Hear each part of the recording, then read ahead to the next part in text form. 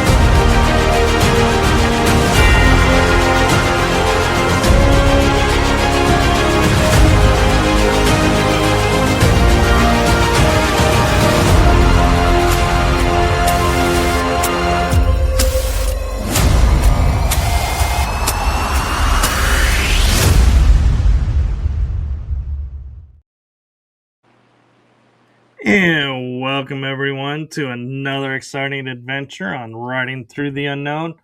I'm your host, Michael, and tonight's guest is quite a unique and fun guest that I am so excited to have on. We both have been anxiously awaiting this episode, and so I am so grateful she was available today to do the episode because she's got quite a schedule. And so, with that, I am going to hand it over to my guest to introduce herself to you all. I give you the one, the only paranormal, esoteric, disclosure extraordinaire, Shallen Brandi Gross. Hi, I'm so happy to be here, Michael. Thank you very much for having me. I've been super excited as well, and I'm really looking forward to everything. So here I am. Yeah, so why don't you give everyone an idea of what it is that you do? A lot. Right now, okay.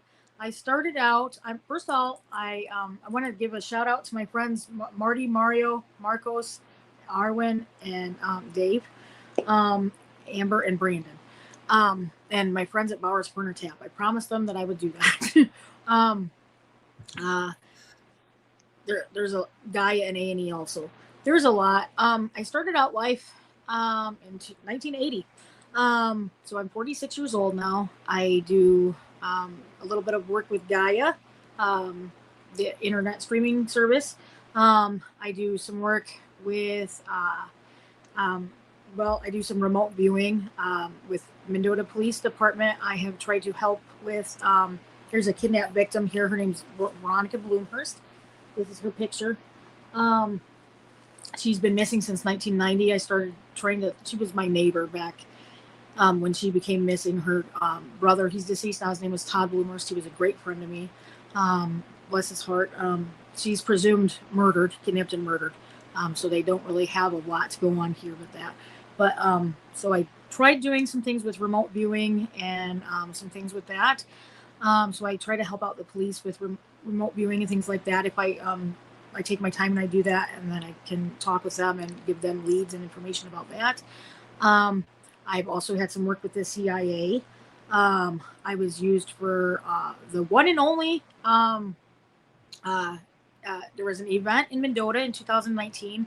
I was used for the CIA mind control experiment here. There was some CIA technicians that came to Mendota.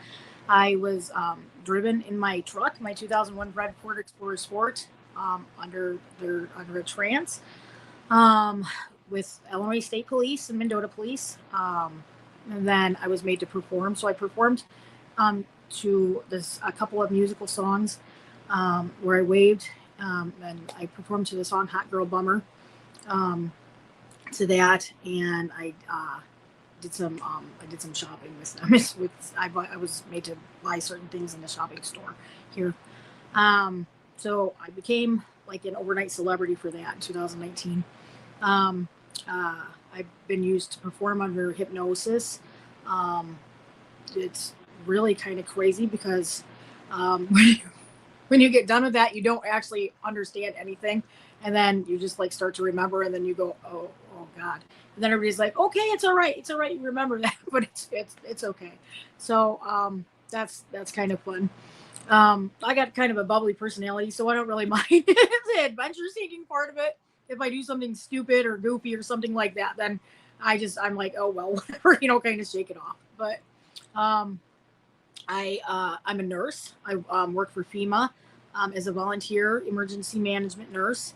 I have a book coming out with my friend Brandon LaChance. He's helping me like editing and things like that. He's a journalist from our local Mendota Reporter, retired.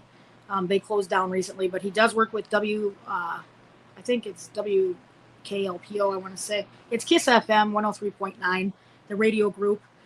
He's a sports media broadcaster.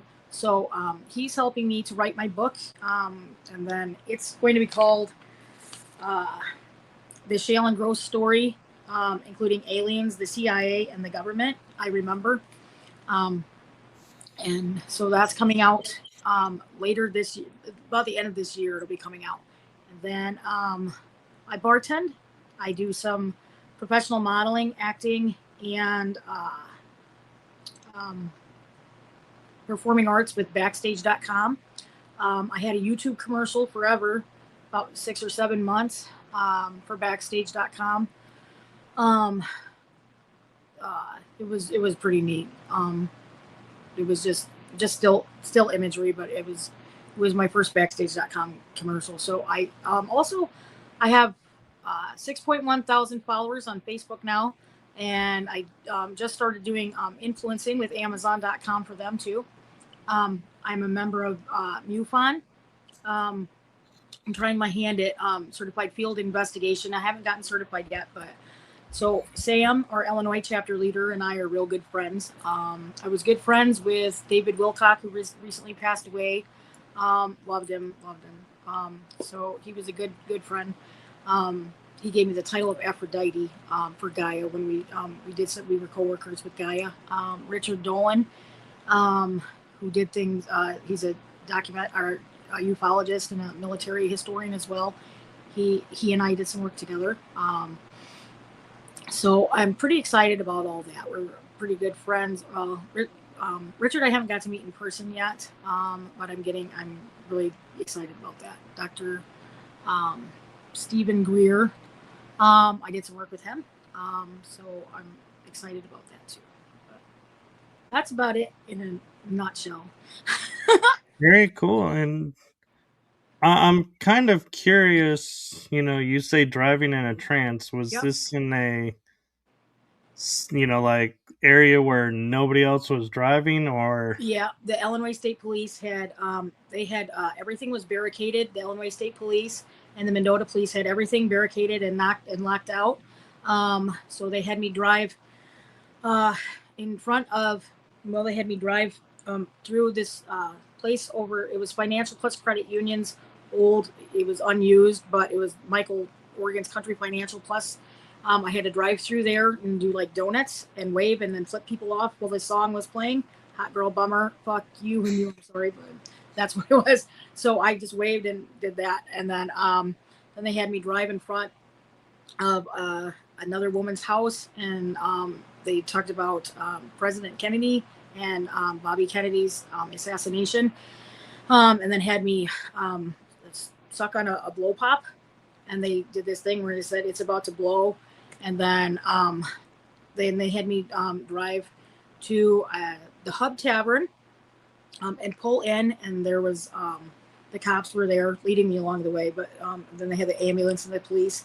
So that was it was, when you're under that like trance-like state, you can't really pay attention. You don't really understand what's going on. All you see is that, and they're just going drive, and you're just driving like this, like really just drive. And then they just had me park. I remember the one guy going, "Oh shit, she's gonna crash," and you go, "Shut up!"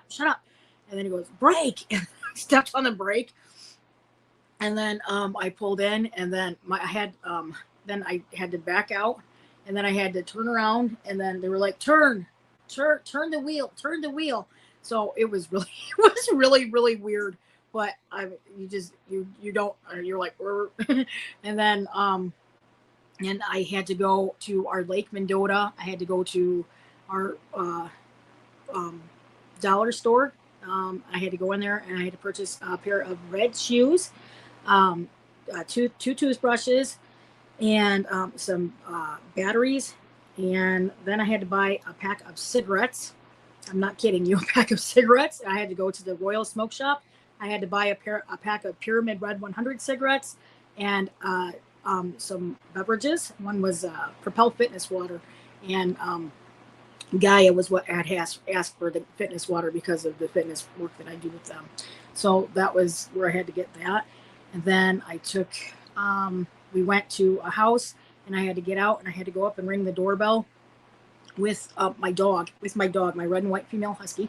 Her name is Sakari. Has the same name as the orca at SeaWhale, or SeaWorld in San Antonio, Texas. I don't know if you are familiar with that, but her name is Sakari. So I had to ring the doorbell, and then I had to go, and they made me throw away my keys, two of my keys, and then I didn't really want to do that. So while I was still under the trance, I just kind of kept trying to grab them. They were going, drive. So I had to go, and I wasn't able to get the two keys. And I drove back, and I went to came to my mom and dad's, and my daughter was here, and I was like, come on, Shyah. And then I was like, I'll see you later. And then I turned around and got back in the car, and then I went home, and then I took one of my shoes off. I changed my shoes, put my red shoes on, took one shoe off, and then I fell asleep on the couch. And the next thing I remember, my boyfriend at the time, he's deceased, his name was Brad Zoprich. He come home, and he woke me up and said, what'd you do today? Are you all right? And I'm like, I just thought about you. Everything's okay.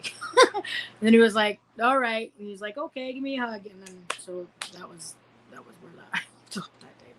But really neat. So how long did it take for you to recall everything that happened under the trance state, or did you have instant awareness the whole time? No, it took about 2 months. I couldn't remember my daughter's birthday. I couldn't.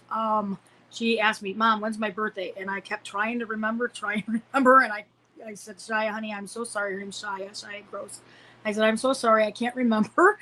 She's like, it's okay, Mom. It's October 9th. And I'm like, oh. And then, like, I don't know, maybe like 15 minutes later, I was like, it just popped into my head. And then it was about 2 months.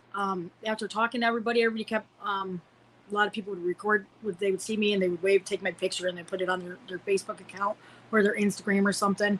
And they'd be like, there she is, there's her celebrity, there's Shallen. And I'd be like, hi. But so they would take my picture, and they would post it online. And then so it was about 2 months. Yeah. So do you feel like with that experience, do you feel like this is the first and only time that this has happened, or are you starting to feel like, maybe this isn't the first time that something has put me in a trance state and I went and did something? Oh, you know what? My daughter was actually able to put me under hypnosis after that. We were walking, and she was doing stuff, and then I just was like, oh. And then there was another time that I was another place. I kid you not, there was a bunch of people, and they had a bunch of like flashing lights, and a crowd of like they were smoking and vaping. And I was just like, oh, I fell right to sleep. They're like, Shallen, wake up. And I'm like, but yeah.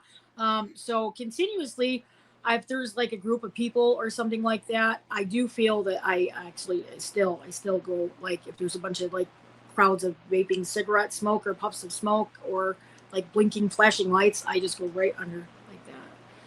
But yeah, sometimes counting too, but. Yeah, and I'm kind of curious because like they had you grab a specific cigarette. Was that something unusual for you that when you saw that you were like, why are these here? Or Okay, my the pyramid cigarettes. Um, there is a little bit about the President Kennedy assassination with pyramid schemes. There were rumors with that, so that's why I.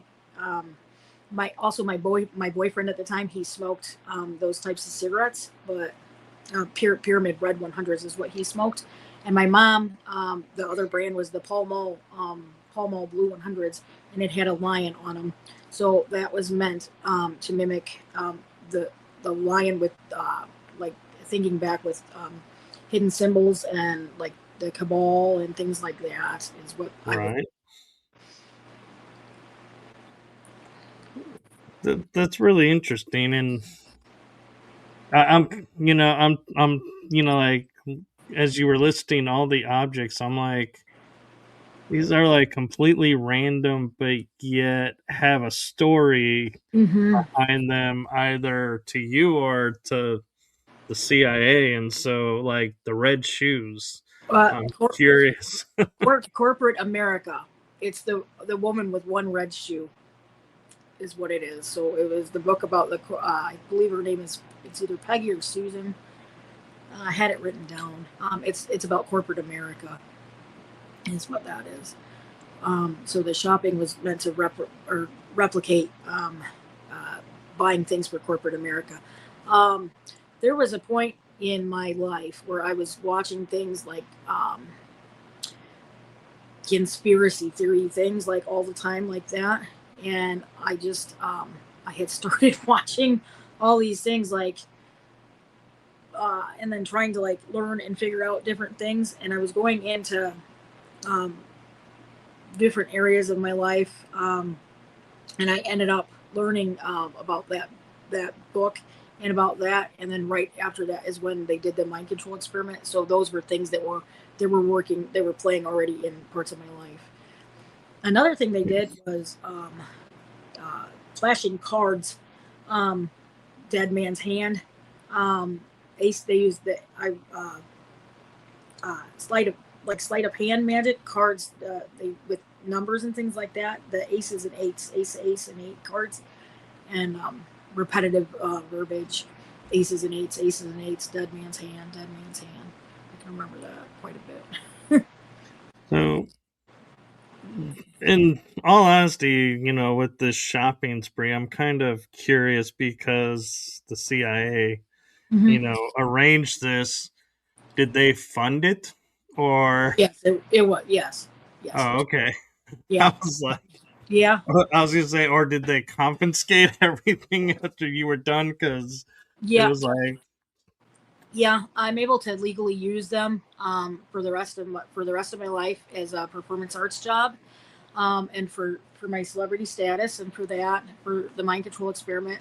And I do actually get a compensation check for $10,000, but there's a couple more things that I have to go through with like technical terms like that. But I will get a $10,000 check. that's not bad, actually.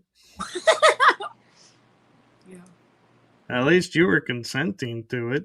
Yeah.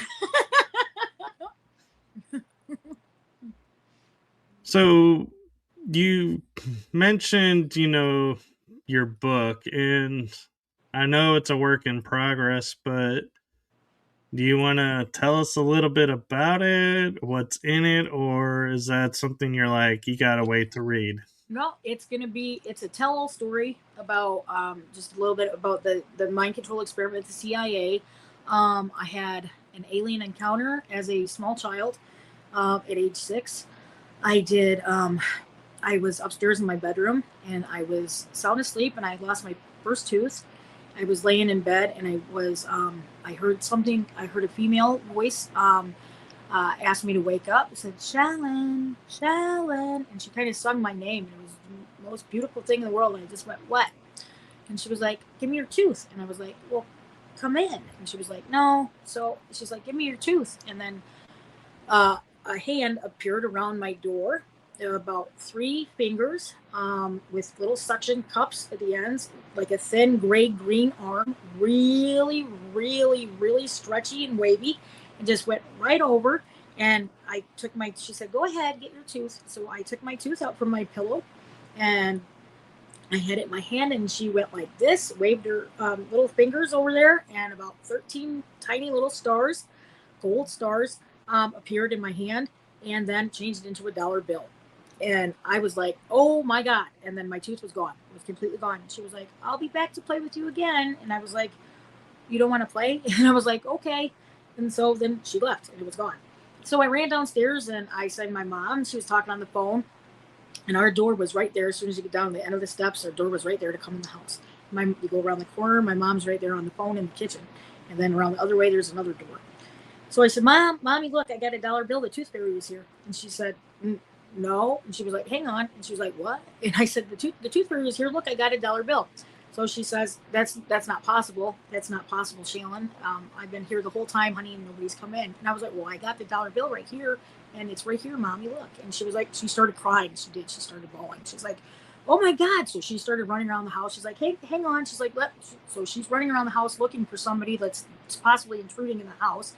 And there's nobody there. And I'm like, Mommy, it's okay here. And she's running up the stairs. She's looking all over. She's like, I guess the tooth is gone. And she just hugged me. And she's like, I guess we'll be all right. But she's like, I don't. And I was like, well, so that was my first alien encounter. But after that, nobody ever came back.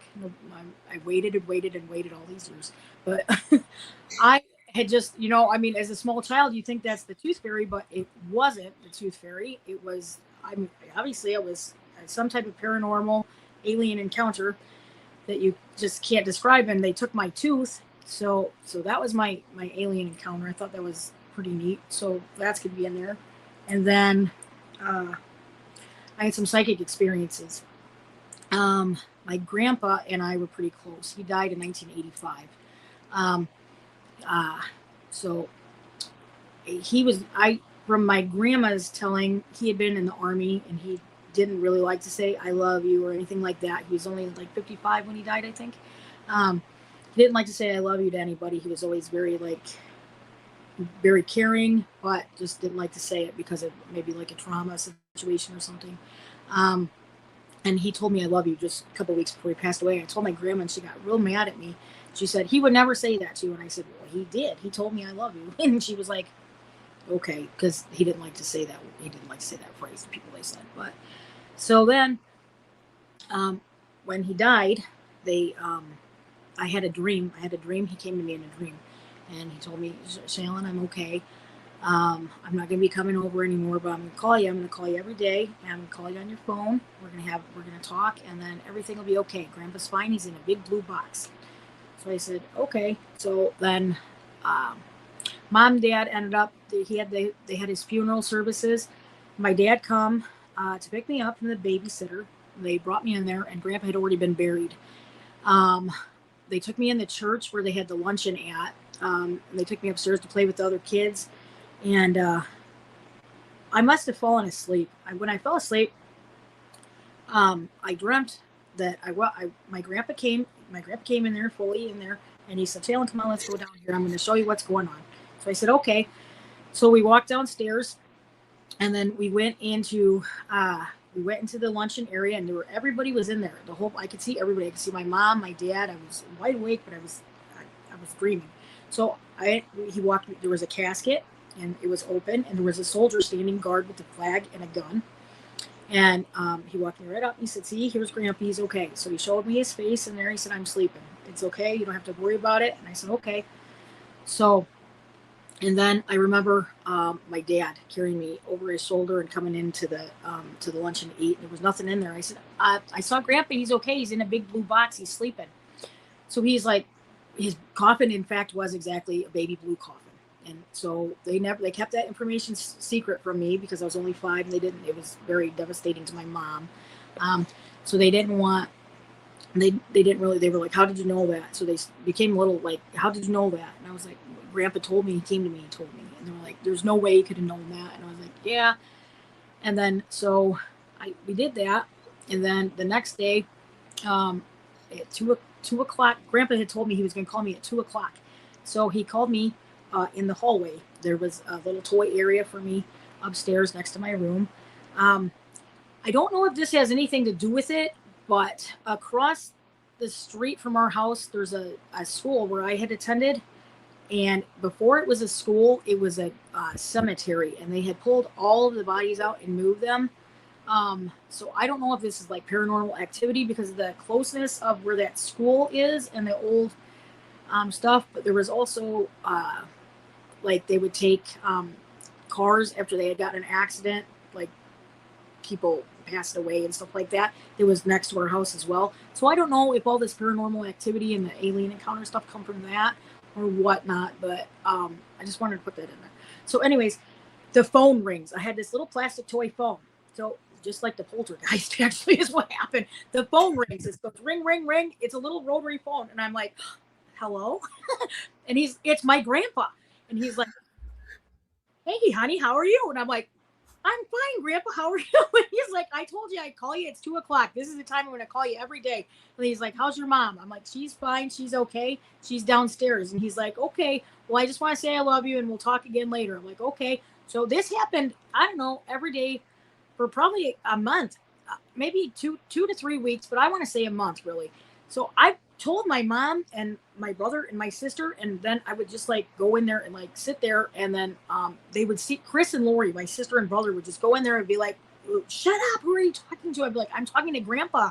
And they're like, no, you're not. And I was talking to my grandpa. He was gone, he was passed away, but they were like, they would go run downstairs and they'd be crying, Mom, Shallen's doing it again, she's talking to Grandpa again. And then my mom and dad would like grill me questions. They would like ask me things to ask, and everything they asked me I would come back with an answer, like, what color are my mom's earrings today? And he'd be like, oh, they're diamonds. Or, and I wouldn't know what that stuff was at age 5, but that's what they were. And it was always accurate. So that was my first dealing with psychic experiences. And then as I got older, I started getting visions. And then I would have where I would see things. And then I would, first what happened is I would get like sick to my stomach. I would see something like a flash, a vision, a premonition really would be like, I saw my friend get in a car accident going around a curve. And then I just throw up. I get sick to my stomach and I just barf real fast. And that's about it. And then it goes away until the next vision. So then somebody will call me and they'll say, okay, I got in an accident and I just felt like calling you because I hadn't talked to you in a while, or I wanted to talk to you anyways. And I was like, I dreamt of it, and that's what happened. Sometimes, like my friend Eddie got in an accident, and I had called him and I told him, you have to be careful. I had a premonition that you were going to get in an accident. And he had been familiar with me having premonitions already. He was like, okay. And 2 or 3 weeks later, he called me and said, hey, I'm at Happy's Garage in Spring Valley. They were going around the curb and the tire blew out, and we rolled the car and we're okay. I just want to let you know. I'm like, well, I knew it. I knew that would happen, but it's just little things like that. So them are that's I'm talking about that in there. And then I'm talking about just like I ran for mayor here too. I didn't win that, but just little things like that and tidbits like that. And then my memoirs of all that stuff. So just the interesting stuff about the CIA with the mind control, and then the hypnosis, and then the psychic stuff, like with my grandpa and the alien stuff. So, how does David Wilcock get into the story, and what role does he play in your adventures? David Wilcock was a coworker of mine. We worked remotely. We were able to talk a lot online and things like that. He was such a good person. He had nicknamed me Aphrodite, which is the goddess of love, beauty, and fertility. So we talked mostly online. I do miss him terribly. So I met him in 2019. Prior to meeting him, I had watched him on Gaia MTV and Gaia. For disclosure, because I was just this big alien nut. Everything I always wanted to do was learn about aliens and paranormal stuff. So I started watching Gaia, and then I just became like in love with everything that he talked about, like physics, Um, uh, just like everything. Wisdom teachings is what his big thing was for me at that time. So then I started ordering his Oh books, yeah. stuff like that. Then I applied. I did the stuff with Gaia, and then so that's how I became to know David Wilcock. So he played the role of my friend, my good friend. In so that's what happened when he passed away. He had been dealing with some cyberbullying and things like that. Uh, there was just a terrible, unfortunate group of events that had happened at that time. So I did.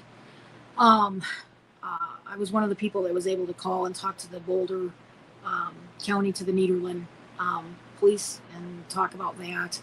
And I had talked with Corey Good a little bit about it. Um, so yeah, I haven't. I don't know. I haven't understood myself why he would commit suicide of all things, because he wasn't into that. I do know that he was losing some money. His future was seeming kind of down. He had some cousins that were on the way over. He ended up their plane crashed. They were probably going to help him out with some funds. He was not able to stay where he was at. Healthily with the cyberbullying and things. His diet was changing. He was vegan, like I'm a vegan too. He was a vegan for a long time. He was having some people that were threatening him and bullying him. Mostly there were some people that were talking to him about different types of food purchases, his work, things like that. It was real sad, and he was just like, no, you're not going to get me down. You're not going to do it. And things are going to turn around. And then boom, some family members pass away.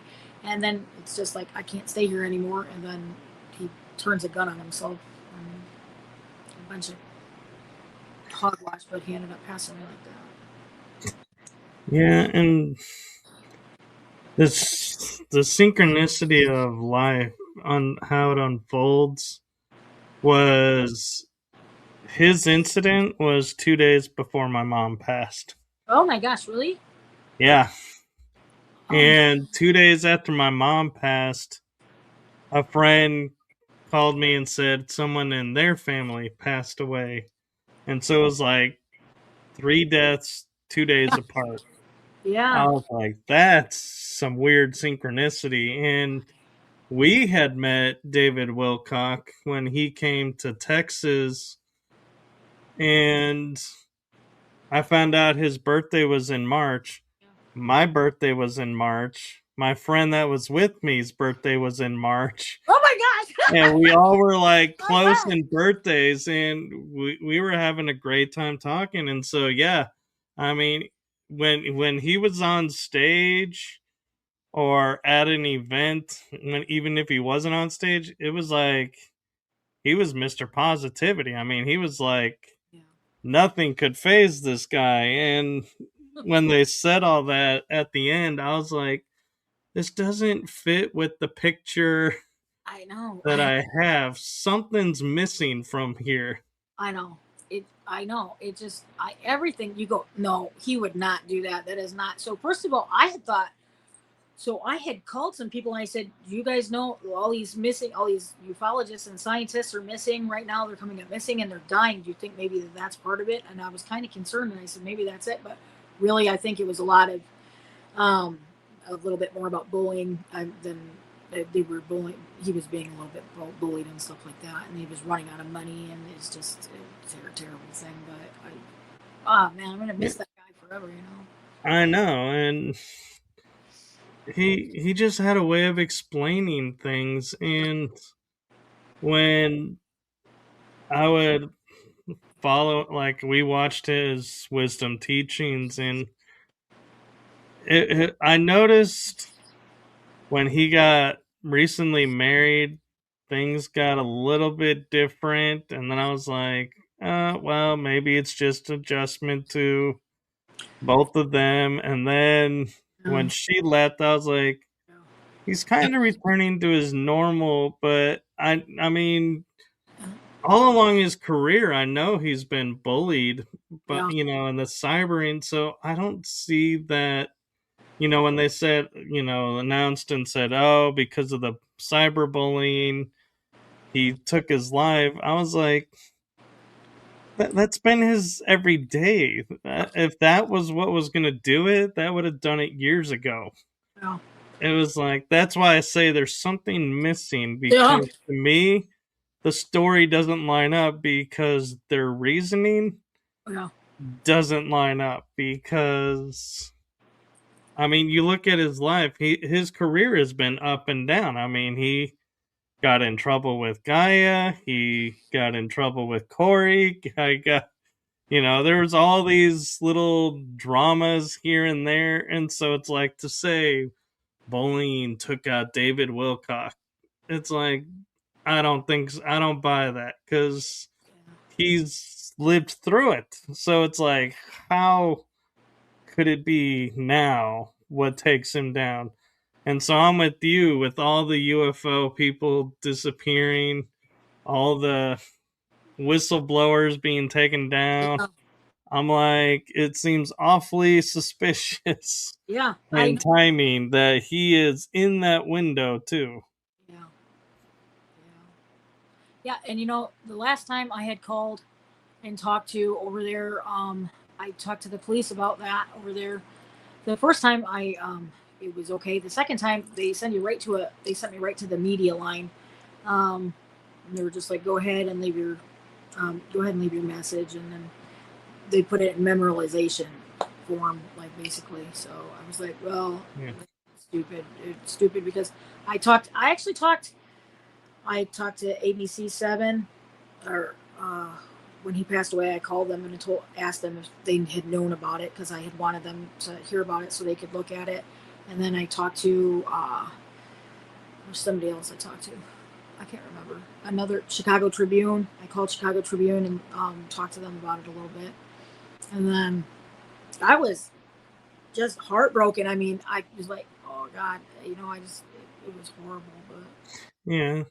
And my friend Jason said, I think it's also because his wife left him and yeah, owed a lot of money. But if you knew David Wilcock, he would often say, oh, I, got involved in this money situation. I got involved in that money situation. So, he wasn't the type of person to go, oh, I owe a lot of money. Well, not going to be able to get out of it. So better do the better thing. It's yeah, like, no, he was the type that would say, this will turn around. It yeah, always does. yeah, yeah, yeah.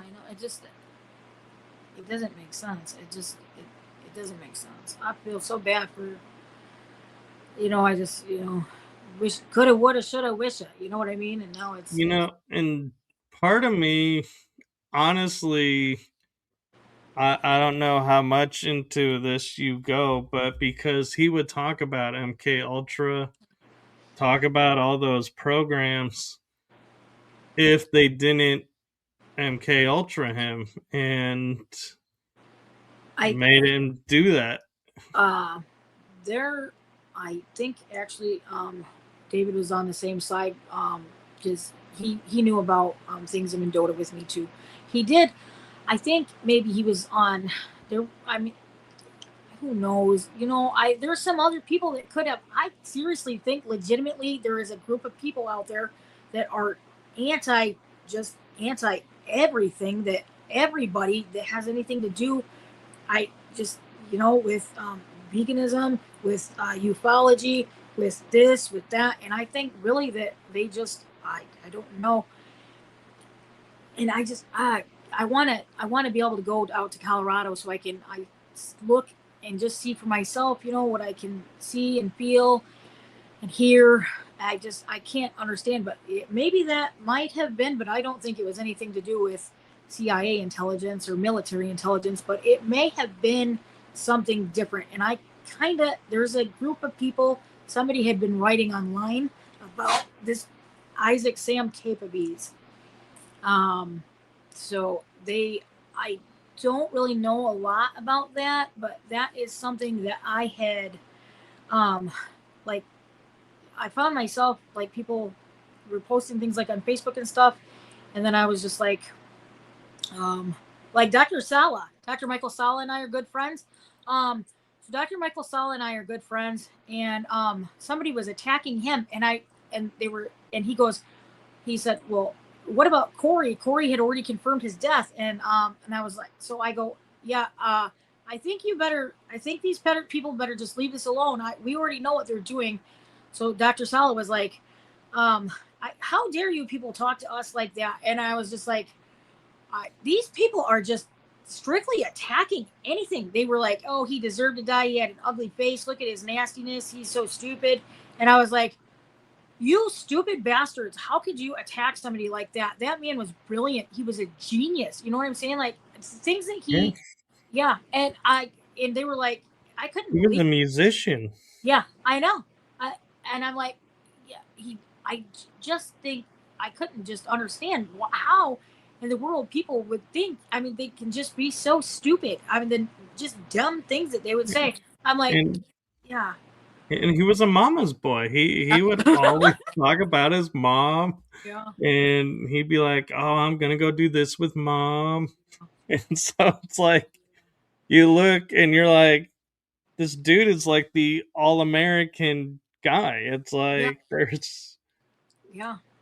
Yeah. it's yeah. And so Yeah.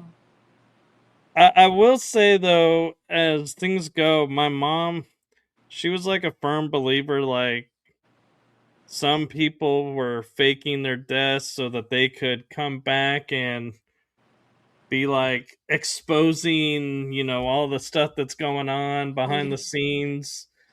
And so part of me and I think part of my mom were like, I wonder if David is one of those that faked his death and that's why the death doesn't match the scenario because it really wasn't him. It was someone else.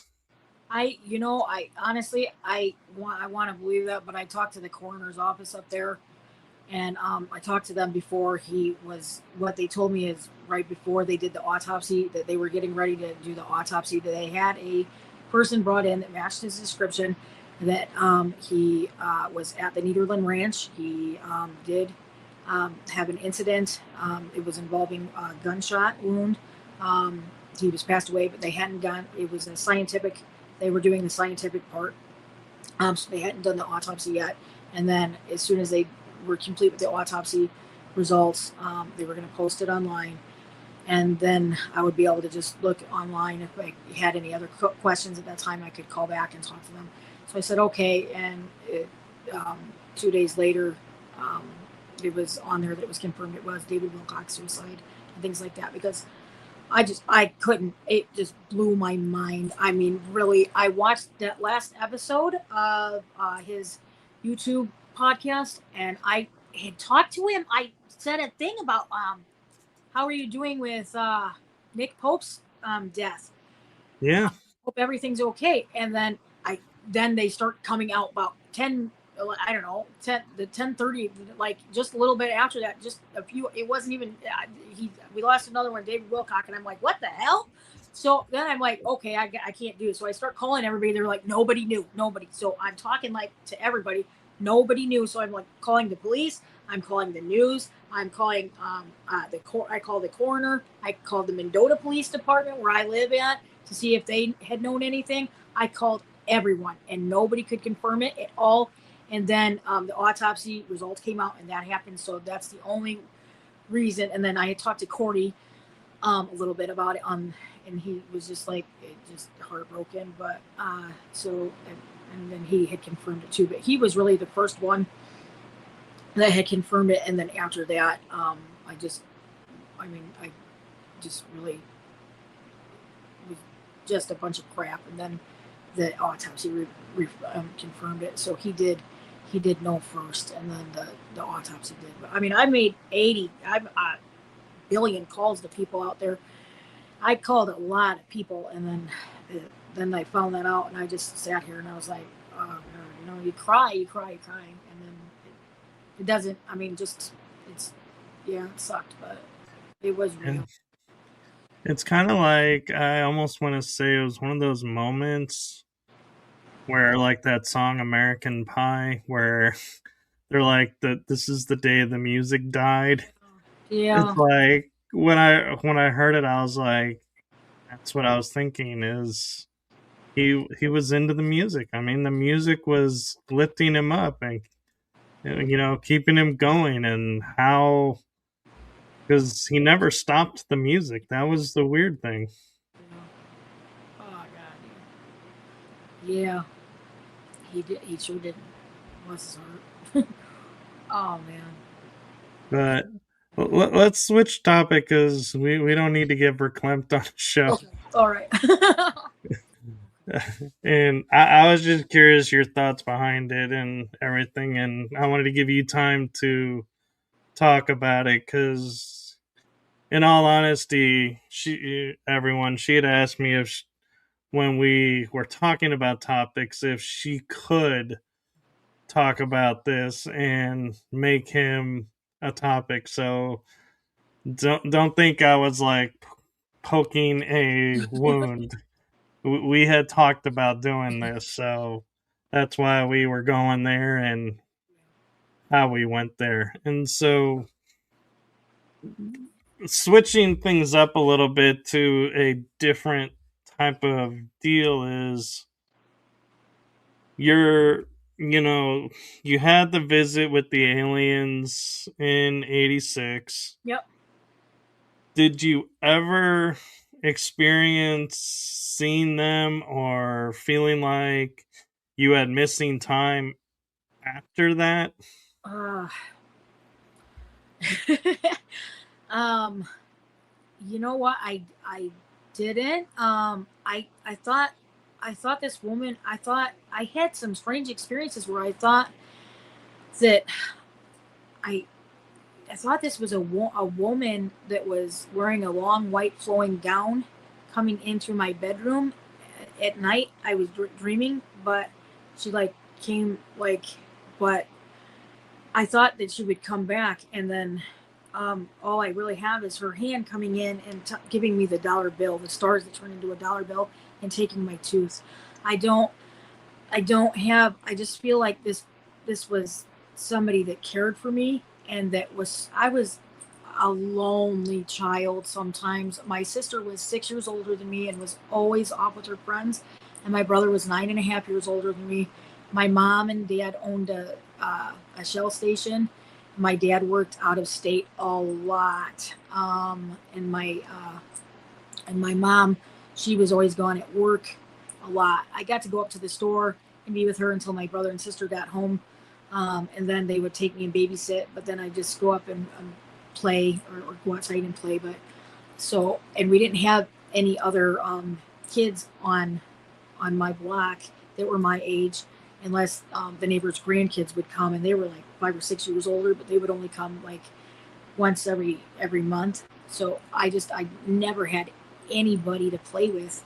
So I don't know if maybe that's why they came, or maybe it has something to do with my name is a little unique, or the paranormal, or the graveyard across the street, or the dead bodies, like the cards and stuff, like from accidents and things.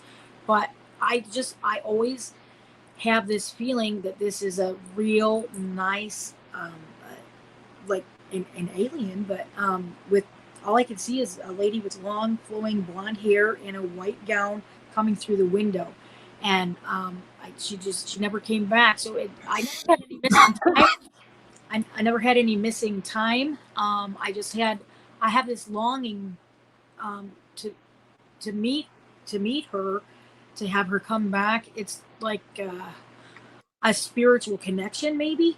Um, like when is she gonna come back? You know what I mean? So I I don't I don't know. I I don't know. I wait for this, for her to come back. I do.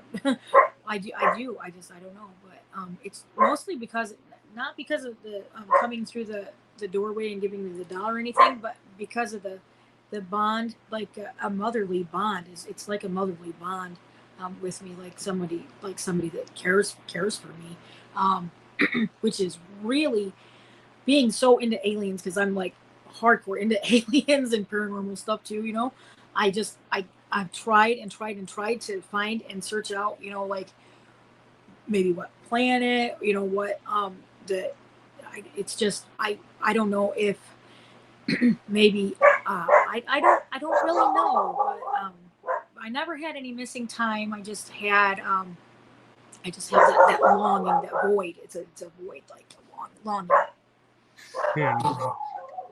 That's kind of interesting, because some people get lots of experiences after and some don't. Yeah. And it's a complete random thing. And so I think it's kind of unique and interesting that yours is a so far one and done incident experience where others are probably like sitting there going, well, at least you had one. Yeah. I'm still waiting for one. And it's, that's the world we live in. Some people have many, some are still waiting for an experience, and some get one experience and that proves everything that they need, and they don't have another one. And it's interesting to try and figure out why, and there's no rhyme or reason.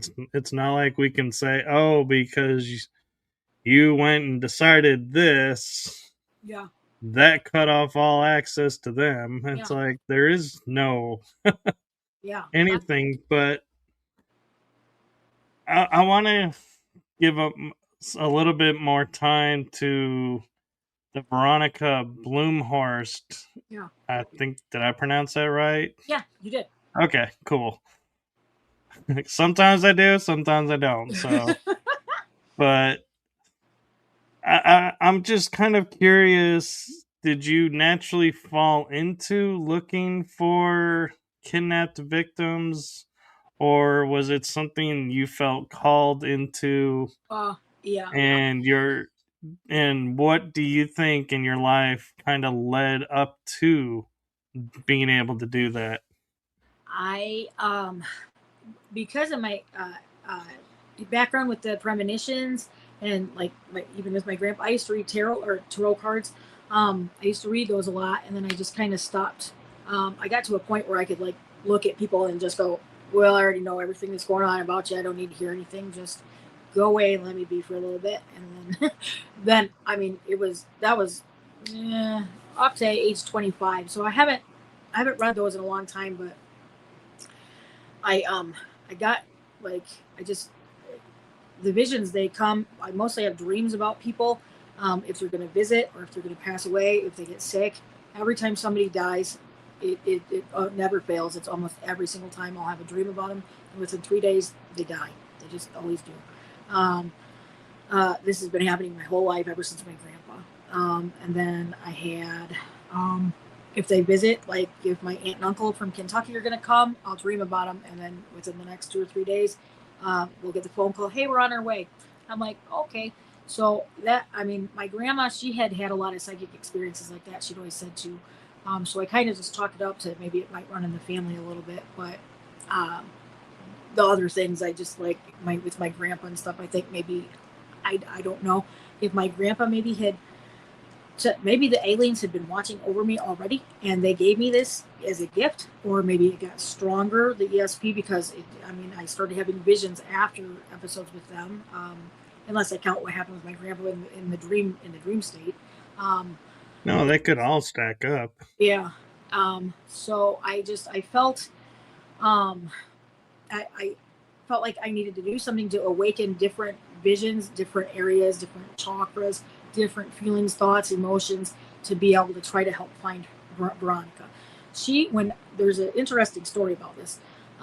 When I was, I don't know, when I was little, 8 or 9, actually it was when I was 9 years old. When I was 9 years old, I was outside playing in my front yard. I lived on Jefferson Street, and she lived on Monroe Street. She was right behind me. And my brother and her, or not my brother, but my sister and her brother Todd, Lori is my sister. She's passed away, and her brother Todd has passed away. They dated, so they were in 8th grade, and they dated a little bit. Veronica was 21. She didn't really do a lot. She worked mostly. She worked at our local Save a Lot. Save or not Save a Lot, Super Value.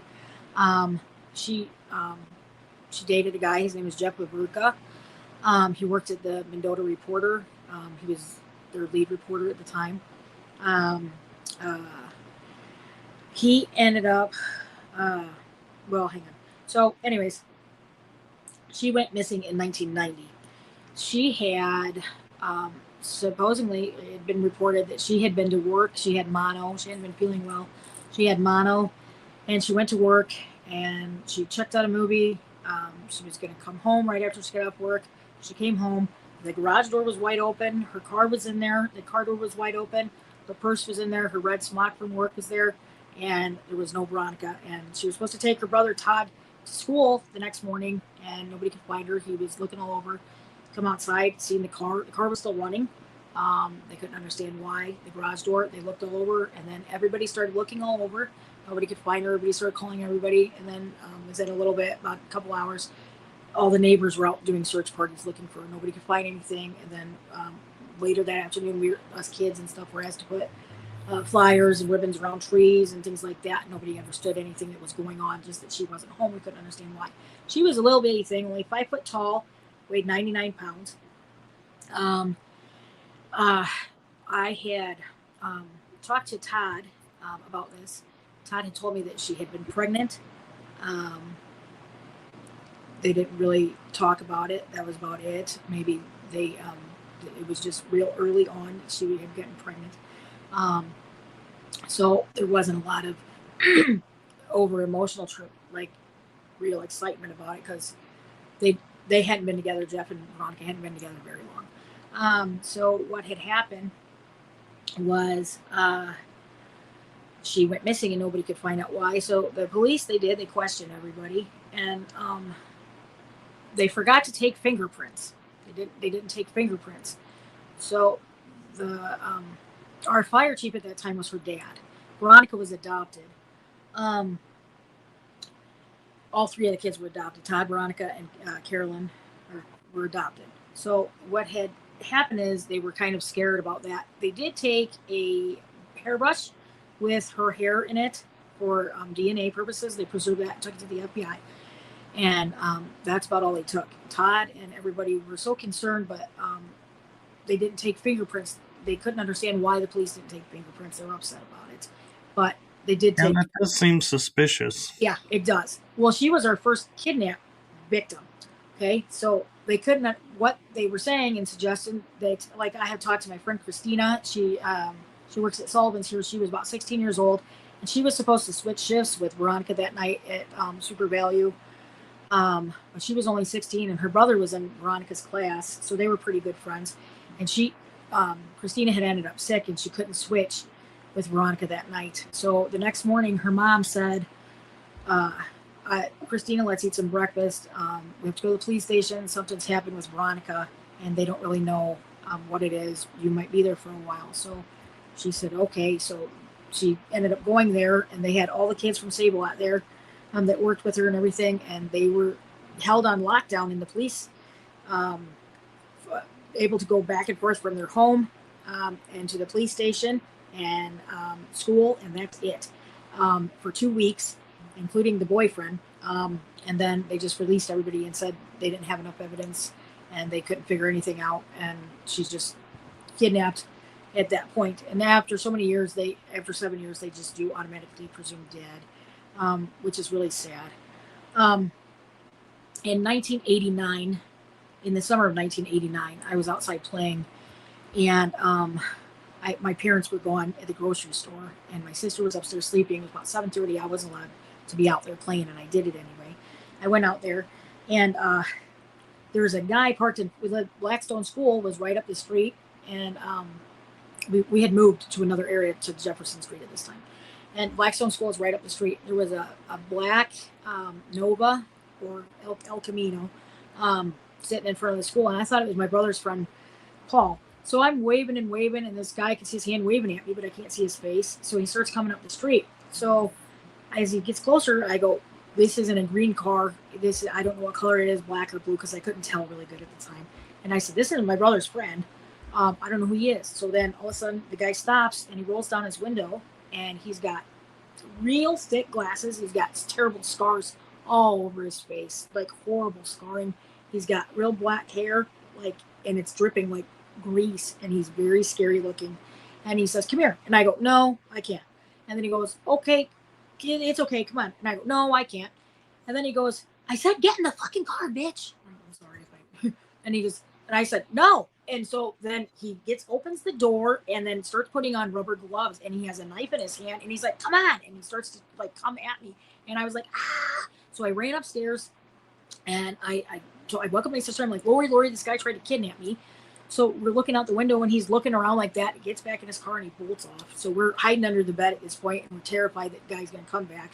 About half an hour later, my mom and dad walk in, and you can hear them talking. So we're screaming. I'm like, "Mom!" I'm like, Dad, somebody. So we run downstairs, call and tell Mom and Dad. They call the police. Police come over, and we tell the cops everything that's going on. And they're like, "Okay, it's okay." So then, that was in 1989 in the summer, and then in 1990 she's missing after that. So 1998 comes, and I get this phone call. I'm living in another place. I'm 18, and it's the FBI. The FBI's calling me, and they're like, "Hey, Shallen, remember that guy that tried to kidnap you when you were 9 years old?" And I'm like, "Yeah." And they're like, "His name was Ronald Wetzel, and he has been caught kidnapping and raping a woman. He had done it before, and he kidnapped her. He got caught, and he confessed to doing it, and he confessed to trying to kidnap you. He said that you were the first child he ever had tried to take in his entire life, that he'd been doing that with women, kidnapping them and raping them, and he didn't know if he wanted to kidnap you and he wanted to rape you, and he wasn't understanding why, but that's what happened. So you don't have to worry about it because he's been caught and he's in prison, and he'll be in prison the rest of his life. You never have to worry about it." And I'm like, "Oh my God." So I'm like, "Oh God, I don't even know what to think about that." Right? Okay. So I go, "Okay." You go, "Okay." And then the conversation ends, and you go on about your life. And then 2008, well, her brother Todd moves away. Her parents are still using that car. They're driving around in that car trying to get hopes that somebody will see the car and recognize, what's going on and stuff like this. But nobody comes forward with any leads or anything like that. It's always the same stuff. A lot of people thought that there was an officer that might have been involved because he didn't take fingerprints. I don't really think that's true. I know the officer pretty good, and I think he's a decent guy. I mean, I don't think he would have done that. Other people have suspicious theories that it's the boyfriend because she was pregnant, that they wanted, that he wanted to get rid of the baby, and things like that. And I don't really know. That's what Todd in his heart had believed, that maybe the pregnancy might have led an argument of some sort, an altercation, and maybe an accident might have happened. And the police did clear him, but there is a lot of suspicious things. There is a lot to what happened. So in 2008, I'm working as a nurse at the hospital, and his mother comes in. She's my patient, and then she brings him up, and I'm like, "Oh gosh, I wonder how Todd's doing." So I don't break HIPAA or nothing like that. So I just go, "Okay." So then I call Todd after I get off work. I go, "Hey Todd, did I ever tell you about that guy Ronald Wetzel?" And he's like, "No, what happened?" And I was like, "Okay." So I told him the story, and he goes, I appreciate everything you do, Shallen. I love you to death. We're homies. I love you forever. But I just think really that it is her boyfriend. I just think really it's her boyfriend, because in the police report, which she did share, he said that if he was going to hit her, if he was going to hurt her, he may have forgotten if he was angry. He did see her earlier that day, but he had been in an accident years ago. He laid down his, he had some head trauma, and the only thing that he could remember is that he didn't think he would get mad, but if he would have gotten mad, he would have maybe pushed her or something. She could have hit her head. He would have dumped her body. He would have strangled her with a red smock from work, and he would have dumped her body, and then he would have dumped the red smock out. And the red smock was there, so he couldn't have done it. He couldn't have gotten mad. And that was his excuse, and that is what happened. So after that, nobody knows anything. So I'm like, well, I just can't stand it. So all these years go by, and then I go, okay, I have a lot of psychic experiences here. I want to learn how to do this remote viewing stuff. So I start watching all these things about remote viewing, controlled remote viewing, like Ed Dames's teaching style of remote viewing, Courtney, Patrice Calabrese, all forms of different remote viewing. So I go, okay, I'm just gonna start doing this. So then I started doing that, and she was my first one. Her and a couple other people, my ex fiance. She was the first one. So I had gotten some images of some flat, grassy areas that she may have had been. Some images of like her body laying in a remote, like a ravine area with a flat, grassy area around it. There was a place over 20, a little, I don't know, I want to say maybe 25 minutes, 15 to 25 minutes from here. It's called Knox Grove. It's a little forest preserve. So that's where everybody always likes to go. Her and her boyfriend Jeff had used to go out there because he lived in Sublette at the time. And there's a ravine there, and there's some flat area. There's a bunch of trees, things like that. So that's, sure enough, that's where the police actually used to go with the dogs, the cadaver dogs, to search. So I had called the police not too long ago and talked to Deputy Chief Tyler Kent and about that. I told him, I said, curious enough, I don't know if you know, but there was a man named Ronald Wetzel that was involved with me just not even a year before she had passed away, that had been caught kidnapping and raping a woman. And she was 21, and her height and frame and her size, she would have looked like maybe a 16-year-old to most people that didn't know her, because I'm only 5 foot tall myself. So, and I have been like out riding my bike, sometimes coming home from work and things like that. And officers had seen me, like, and they'd be like, hey, and I turn around and they go, oh, Shallen, I'm sorry, I didn't know it was you. I thought you were a little, you're so short. So, I mean, she was pretty small. So I don't know if it was somebody that was looking for a child, maybe, or if it was somebody like that was looking for a woman, if it was somebody that she knew. But what I had got from my remote viewing experiences was her body had been laying dead in over, like, with some grassy areas and a ravine there. So I had talked to the police about that. I told them about Ronald Wetzel. I told them about the remote viewing and things like that. So so that's where I work with them with that and things like that. And so every time I see them, they always go, this is our friend with Veronica Blumhorst. She's always, this all started with our friend Shallen and Veronica Blumhorst, and they always give me, like, yeah, credit for that. So I do have a question. yeah. Has anyone thought of the option, because when you said, like, she might have been pregnant and the boyfriend maybe,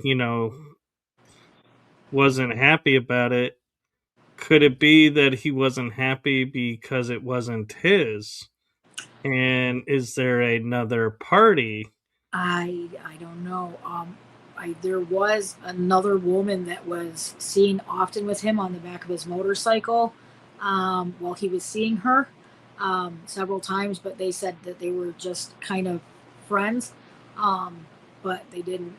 So I don't know if it was that, but it does seem awful suspicious that he's seen with her often, and nobody ever made anything of it. But I kind of think that his heart was with another lady there, and I really think that he didn't want that baby. But she could have been. She could have been. But according to Todd, she was just head over heels in love with Jeff Viverka. Yeah, but I mean, we're also, assuming, that it was a consensual deal and maybe not, and that's why he couldn't handle it. I'm just playing angles that most people may not think about, because being so close to the story, it's like, let's focus on what keeps making sense, and let's not open the floodgates, because then we end up going down several rabbit holes and the investigation may go forever, because every turn's going to open another door, because that's how they work. Yeah. She's been gone for so long now. Um, I don't. I just. And they just did another cadaver dog search here. I want to say in March, and so I was talking to. See, I had taken 2 years of forensics before I became a nurse. I took 2 years of forensics, and then my daughter was only 10 months old at the time, and they wanted us to switch to a 4-year college at the time, and I just couldn't because she was so small. She was only 10 months old. So I ended up switching into nursing and became a nurse. But before that, so I did. I know Dr. Joel. He is a forensic chemistry teacher at IBCC College in Oglesby, Illinois, where I live in Mendota. But so I had talked to a couple of the people. I said, "Do you guys know that Dr. Joel will do organic samples? Like he'll do soil samples, he'll do concrete samples. So if you have a location, if you call him, he'll do that for free, and he will task his students in the classroom to go through that, and then they'll be able to see." Because there was another woman that was missing. Her name is Diamond Bradley. She was from Spring Valley, Illinois. It was just a few years ago, and he is the one that his students and him, they were the ones that were able to crack where she had where they found her body. They did soil samples and stuff like that and analyzed it, and they were able to locate like the type of tire marks, and the vehicle, and even his genetic information was still in there. So that's how they found the killer for that. And so they were like, "Oh no, but you know what? We could get some DNA samples from her biological mother is still alive." So then we are looking at maybe trying to do that right now. I hadn't actually, my computer actually took a fritz right after that, literally. I mean, within 10 minutes after that, it just shut down, and I didn't never hear back from the guy again. So I go, "Oh my God, how stupid is that?" But I needed to know about that. So I gotta actually make a couple phone calls about that and see if I can talk to them. But I take this bag with me. I'm sorry. I take this bag with me everywhere I go in hopes that somebody will see Veronica's face, because I gotta know, like in my heart, I think that somebody's got some answers, and somebody can help us find her. Yeah, and it's tough because it's like you're saying, this happening in the 80s, 90s, Mm-hmm. that's like over 20 years ago. The likelihood of, Yeah. you know, if she's kidnapped, you'd like to think, oh, in these 20 years, she could have had a chance to get free, reached out somehow, or try to find help. But then again, we don't know the situation if she's even still around. That's the big question. And the unfortunacy is like, limitations with the remote viewing is you can't remote view and say alive or dead. It's like it doesn't work that way. Yeah. Yeah, I So know. Yeah. Yeah. That's one thing. I mean, I just wish I could. There's so many. I had well, another thing, I was able with uh the Monroe Institute in Virginia. I had called them, and they offered me a scholarship for some training programs for them.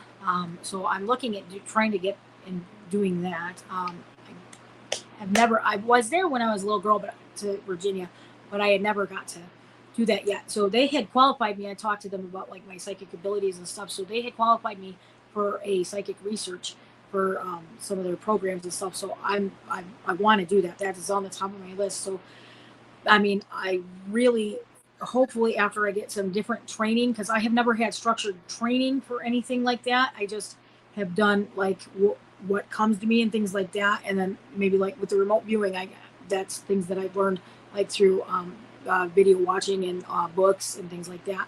So I would like to have some structured training so I could develop my abilities a little bit more, and then maybe I could do that, because another thing is like the Adam Walsh, John Benet Ramsey, them are real big things that I want to, you know what I mean?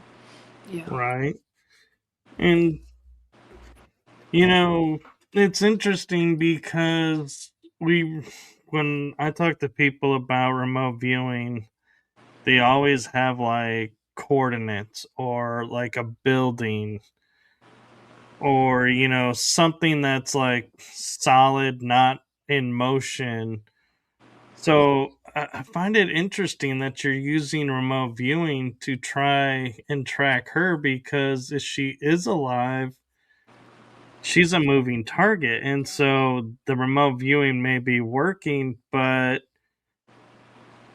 the question is it a day behind, a year behind, a month behind if she's not where you're seeing? And so that not knowing that time frame, it's interesting to figure out, can you remote view a moving target?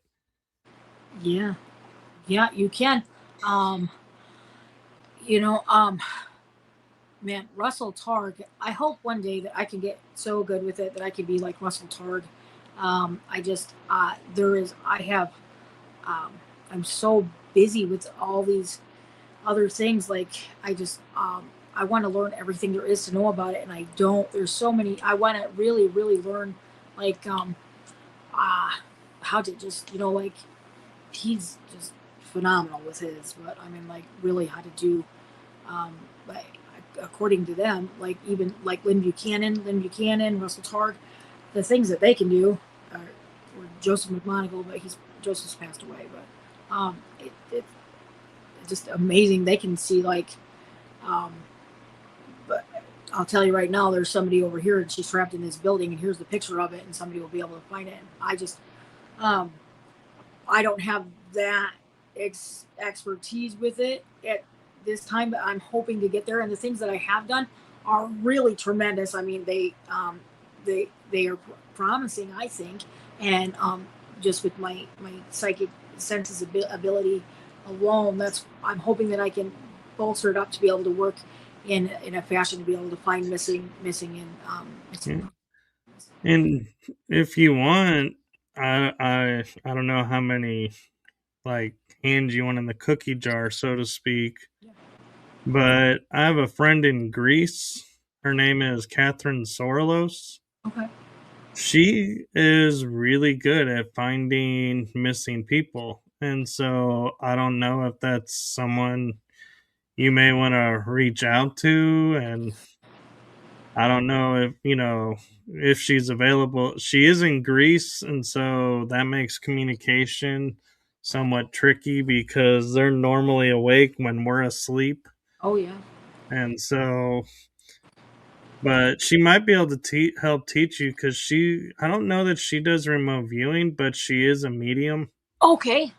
And so it'd be similar for you. So she might be a good person to learn from. I'm not sure if she's training or on projects right now. I haven't talked to her in a few months, but last I talked to her, she was doing all right. So it, I'm not sure if she's home in the summer or on a paranormal investigation. She is a paranormal investigator too. Okay. Could you send me But information? yeah, Yeah, great. That I love you, man. Thank you.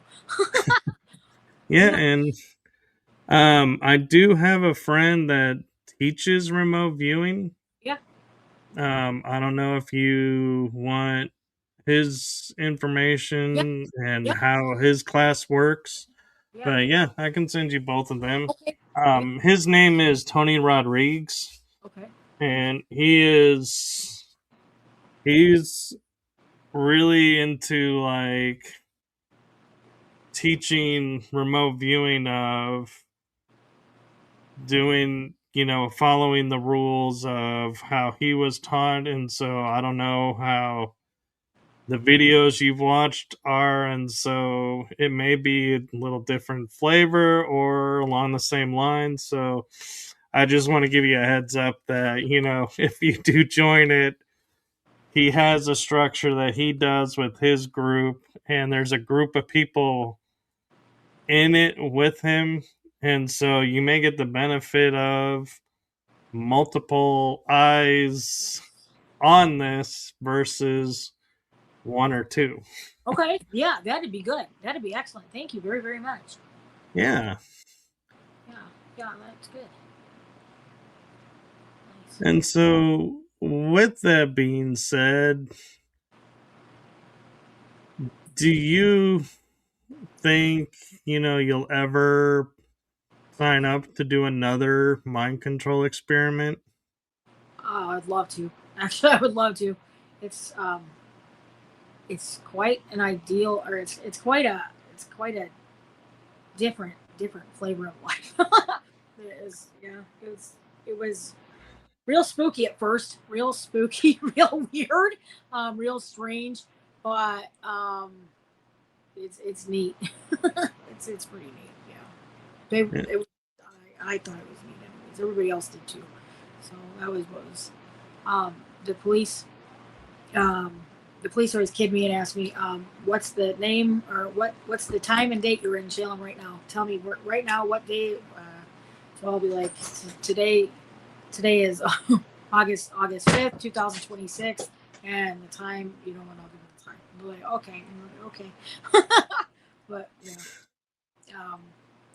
There is one more thing I wanted to say real fast. I have a couple different experiences. This being in with the alien that visited when I was little.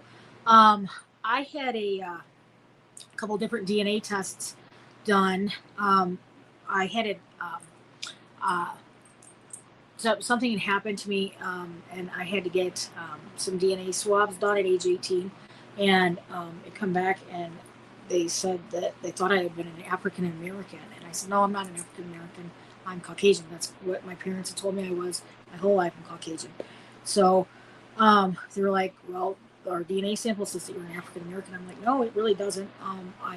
They're like, I said, "Well, I can ask my dad." They're like, "Well, okay, you say you're Caucasian, it's okay." I go, "Okay."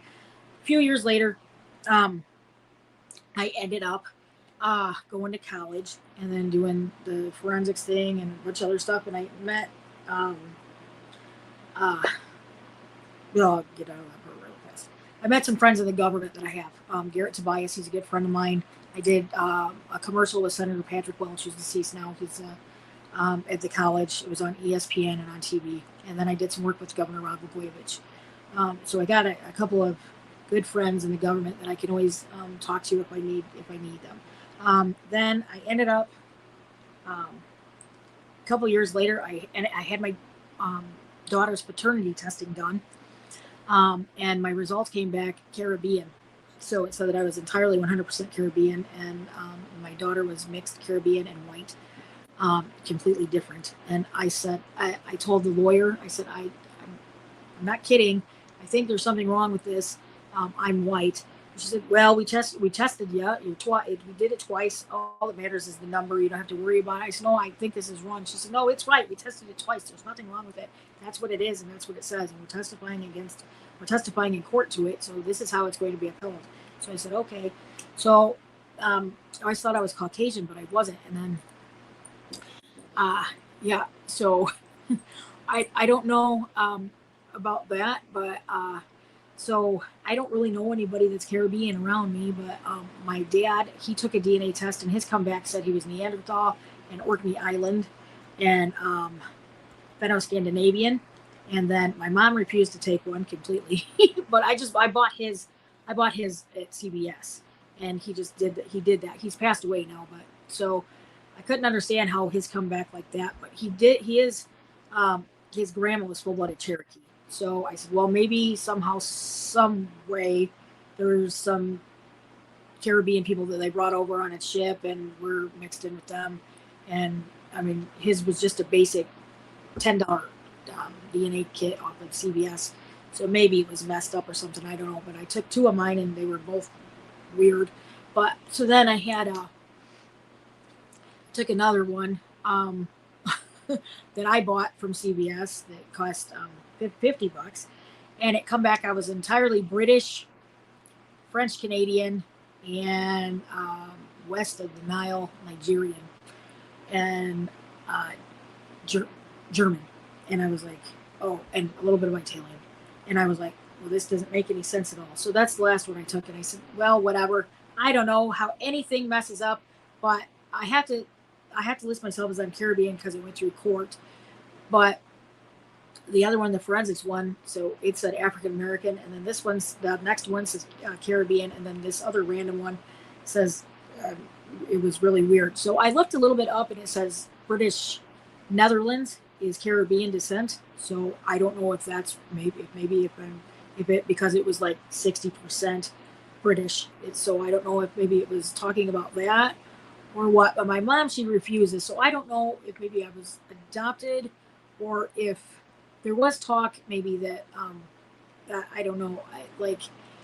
Maybe I could have been switched at birth, which is very rare. But maybe this is why I was so longing with this entity for this woman that that come with the long flowing hair and the long gown and things like that. And then I had my daughter. When I had my daughter in 2003, my blood type we had tested the month prior to, it was B negative, and then when I had my daughter, she coded right away, right after she was born. So they had to do full on CPR on her. And right before she coded, right before I had her, I saw a nun waving to me in the hospital. I looked out the window and there was a nun standing in front of the small church outside, and my mom didn't see it. It was a nun holding a baby. And I said, "Mom, there's a nun there. She's holding a baby." And she looks over and she says, "There's nothing there." And the nun is just holding the baby. And I went, "What the hell?" And I was like, "Oh," and then I was like, "She's gone." And then my daughter came out, she coded. And then, about 3 hours later, they brought her back to me, and she was fully alive and everything was fine. Her blood type was B positive. Mine was B negative. 2013, I got I had some blood pressure issues. They prescribed me some newer blood pressure medicine. I ended up having an allergic reaction to it, and I ended up going into a coma. I ended up being in a coma for about 3 months. They took me to St. Francis in Peoria. They life-flighted me. They had intubated me, and then I coded in there. Well, I saw my best friend's mom, Kathy Pinner. She'd come out of like a cloud down, and she came down. She was all white. I was in this white room, and she said, "I don't know what you're doing here, but I got to go check and make sure it's time." She's like, "I don't know what you're doing." And then she's like, "Let me come back. I'll be back if I need you." And then she floated up in the air, and so she never came back. So that was my near-death experience. I woke up a couple months later, and I had a tracheostomy and a feeding tube. I've been on a ventilator on life support for 3 months, and so my whole perspective on life changed. But they checked my blood type, and it was RHA positive. So I said, "This can't be right." So I was just like, well, whatever.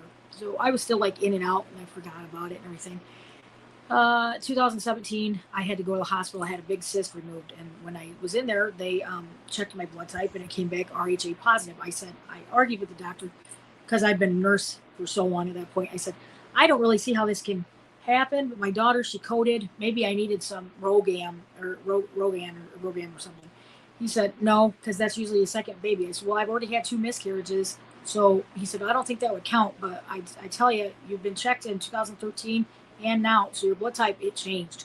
And I was like, "Oh, okay." So I had been talking to Tim Ains from MUFONand not too long ago, and he had actually brought this to my attention, that your blood type can change on its own in certain extremely rare circumstances, like if you have leukemia or if there's a trauma that occurs, the body will actually change its blood type. So I'm thinking it must have been from the day that I went into the coma. My blood type changed from B negative to RHA positive. So I thought, there's no way, I don't even get it. So I just, this is just so weird that had happened to me. And then I was going to donate some menstrual blood to do stem cell research to a woman. Her name is Nora. She's a scientist. She's in India. So I was talking to her, and I said, "I think I want to donate some mesenchymal stem cells." So I was talking to her, and I was telling her about my blood type change, and she said that happened to her too. And she's like, "Well, this is extremely rare." She's like, "Mine changed during childbirth from A positive to O negative." And then she goes, "How did you get a B positive child if you're RHA positive And your her dad is O positive. How did you get a B positive child? I have no idea because it's not physically possible. So the only reason is because mine was really actually a B negative, and it actually really did switch to a RH because it's not possible to have that type of blood in the baby. She would have been most likely an O positive. So I don't really know, but I don't know if that. I mean, maybe maybe I was born in an alien shell and then reincarnated into my mom. I don't know, but the whole thing is just real super strange to me, like, and I find myself, I was longing for this lady to take care of me, to be motherly with me. And I don't know if maybe that's it or what, but in a nutshell, I just think it's weird.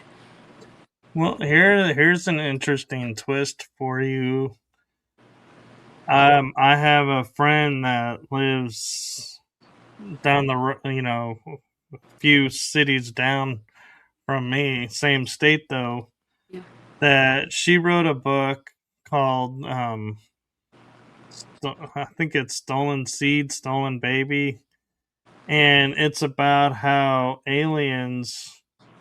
She got pregnant, and the aliens would remove the child, and it would be to the degree of, at one point she said that when she would go and get her test, to see how the pregnancy is going, and then the next appointment they would be like, your body has no signs of being pregnant. Yeah, yeah, I know. and and so she talks about how the ETs were removing, and she did end up finally having kids of her own. And so I kind of, because they took your tooth, Yeah, I kind of, when you said you had the two miss. miss, I was like, in my mind going, I wonder if they really were miss, or did they visit and she doesn't know and they have them up there? I don't know. I don't know. But it seems weird enough. It does. I know. Yeah. So, yeah. If you want to look it up, her name is Karen Wilkinson. I think. Okay. I think it's Wilkinson. I'll send you her Yeah. info. I have her book around here, Yeah. somewhere, but I'd like to do it. yeah, it's interesting how you're going through these experiences, and I'm like, I happen to know a person, Yeah. and I know a person about this, Here and it is. maybe a person about that. Yeah. So hopefully, you'll get some answers through all of this and be able to, you know, help a lot of people with your gift and the fact that you don't give up. And that's admirable that you don't, because I don't know a lot of mediums or viewers who, if they don't get answers in 20 years, are like, hey, we're still going to keep, putting it out there. We're going to still keep pushing till we get the answer. A lot of them are like, I think it might be, time to just accept what we don't want to accept and move on. And it's like, it's unfortunate, but, it's also, the case, like they'll say, you got to look at, with limited resource and time, where do you put the focus? If you're spend like 10 years actively with no answers, Yeah. you got other cases, to look at. It's like, at what point do you say, we truly gave it our all, Yeah. and unfortunately we just can't solve this one, versus, yeah, we're just going to stop because we need to put our resources here and maybe solve this one. And if we have time, we'll come back to that one. Yeah. Yeah. Yeah. God, I hope it works out though. But I mean, I really do. I hope so. I hope so. It does. Well, either way, I think with everything that you've done, I would say, it's if you look at it through the Edison scope, Hmm. and what I mean by that is if you remember the National Treasure movie Oh yeah. where they said to Edison, how many times did why didn't you keep going with every failure of the light bulb? And he goes, hey, I only needed to find one way to make it work, but along the way I found 999 ways it didn't work. And so it's like it's a matter of how you look at it. Yeah. And Yeah. so doing your work with it, you found many places where she may have been or wasn't there, so you can cross them off the list Yeah. and move on, and keep the search field in a reasonable Location area. area versus, well, maybe now she's out this far, Yeah. or maybe now we need to go this far. It's like, you're systematically crossing off locations, and so you're doing good. Even if you don't get the answer, you're still doing good, and everything that's going on, every little piece helps. Yeah. Thank you very much. It's nice to hear some acknowledgement of doing good. Thank you. It's I that's really what I work for at the end of the day is just to know that what somebody's gonna be found, and I just really I honestly I just want to help. I mean, I got my whole heart in it to be able to be right there if somebody I mean I want to be able to fully develop all of my psychic abilities, to be able to just be a tool to be able to do that. And hopefully I can get, like, maybe I can get with these other resources that, like, people you were talking about, maybe we can find something, because this poor lady, we need some closure here. I mean, we live in a small place here, 10,000 people, but we would love to, just bring something here back so that we know for sure for closure, if even just for Todd, her brother.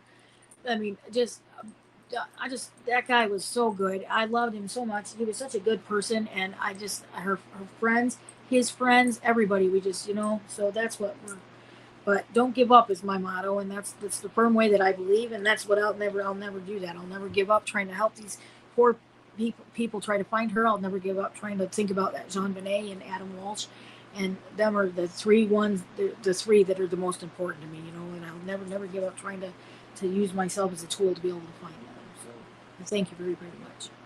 Yes, and another way to look at it is, everybody, like the police, other agencies maybe had their eyes on this, are looking and seeing the dedication that you have and the perseverance that you have, and in the back of their mind are sitting there and saying, my God, are we glad to have her around here? Because if something was to happen to me, I know she would be on top of this just like she is now Yeah. with this case. And so, what an asset to have in the corner, so to speak. Yeah. Because, I mean, some law enforcement, they're like, hey, we did our due diligence, we tried, we can't win them all, we Yeah. gotta let it go, and they'll be like not really supportive. But then when it comes to their turn, it's like it switches, and they may reopen because they're like, hey, you not giving up on me Yeah. saved my butt. Let's relook at this case. Now we're gonna look at this differently. And so you never know. And so, yeah, it's good that you don't give up, because you never know what's going to be the thing that, you may help in another case that brings everyone's attention to this story, and resources are put back on it that were maybe taken off because of the timing, and new technology may come up and resources be put into that and bring that in that could help. And so there's a number of infinite possibilities, and so yeah, just I like how you're open to them all, and you're not sitting there like going, no, she's alive. Yeah, She has to be alive. No, I'm not going to accept the other one. yeah, And so that's the right way I think to approach it personally is, it's unfortunate you have to think that way, but if you don't, yeah, then like you're saying, there may be like evidence you'll find on dirt somewhere that says, "Oh, this is the final spot." But if you're dead set she's alive, you'll be like, "Nope, that's not what that means," and you'll just keep going, and it's like closure moment missed. yeah, yeah, yeah. God, I hope so. I hope we have.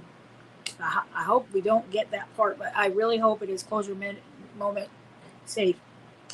I Yeah, hope. and I mean, and here's something too to you know kind of watch out for is with everyone doing these DNA tests and everything, Yeah, if the child survived, they may put their DNA into the system. And I have watched some forensic shows where the authorities tapped the genetic company like Ancestry or yeah, 23andMe, and then we're like, hey, we need to know, from this DNA sample who all is related.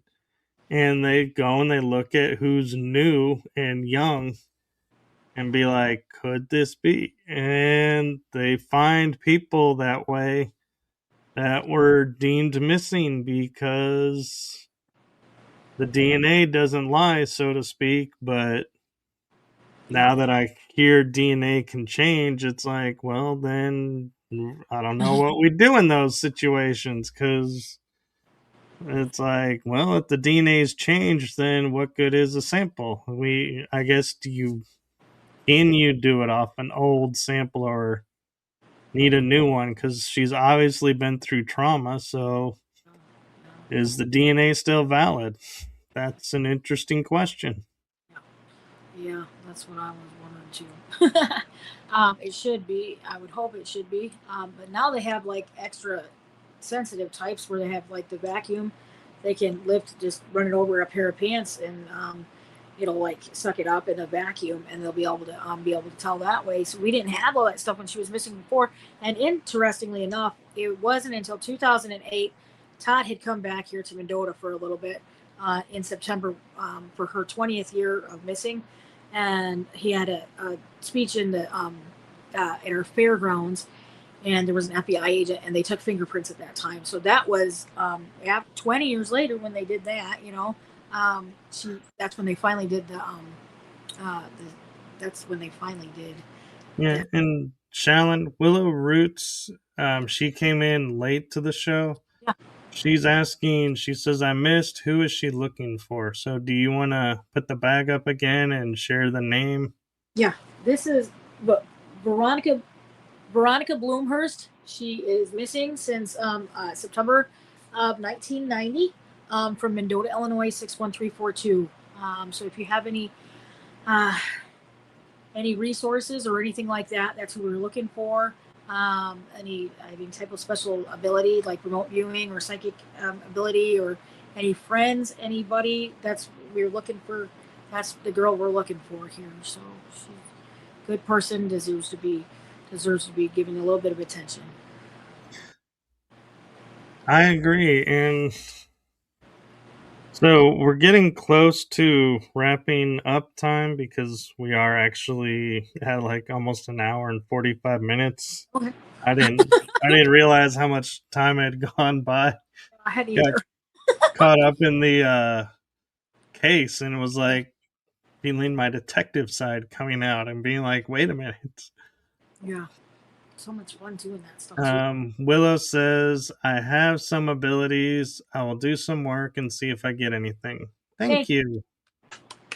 Thank you. Bless your heart, man. That just kind of made my night because I always hope that my shows, people find each other, get connected, help each other, and I never know. And so that's really cool to actually hear and witness. And I'm going to put that back up for a second because it glitched. But yeah, that is so awesome that you're willing to do that, Willow. Thank you so much. Thank you very, very much. That just kind of made my show night. Mine I too. was like, it's like a highlight now. I'm like, this is becoming one of my favorite episodes just because of that moment. Because, I mean, in all honesty, it's like when we're on these shows and we're sharing our experiences and sharing our stories, and we don't know how it's hitting the audience and if people are.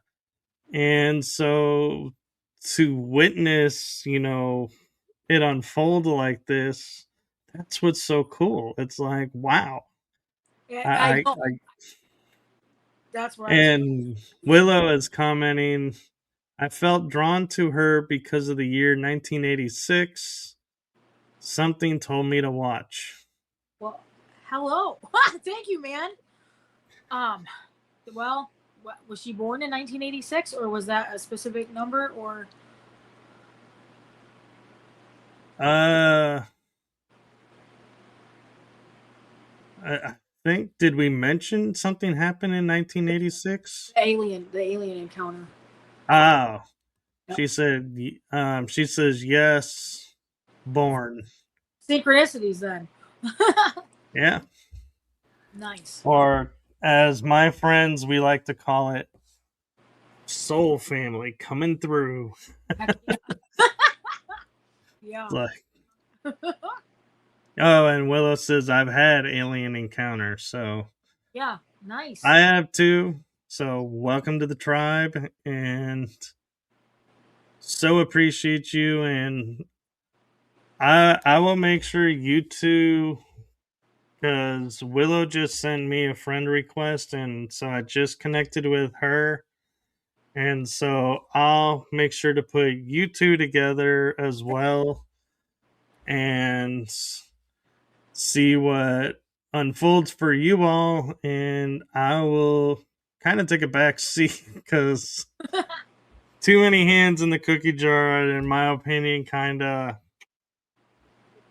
throw things off. And so she says, yes, please, thank you. So yeah, I will definitely, let me write this down. I got a list now. Homework assignment is Tony. Oh my gosh, my name just went blank. I love when this happens because she's such a dear friend and she's helped me on things. And Catherine, that's it. Yeah. It's like my mind was just like, who were you talking about? I'm like, I don't know. I talk about a lot of people.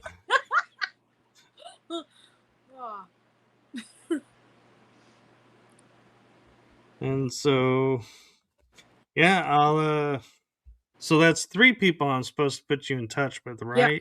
Yeah. Yes. Okay. Want to make sure I'm not missing somebody. Oh, we're doing good. We got a thumbs up.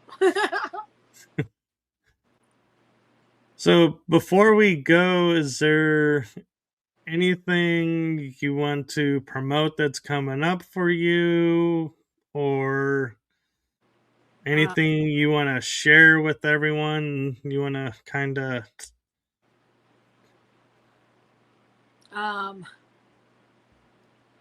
one little thing, cancer awareness. Be sure to be clean with your food.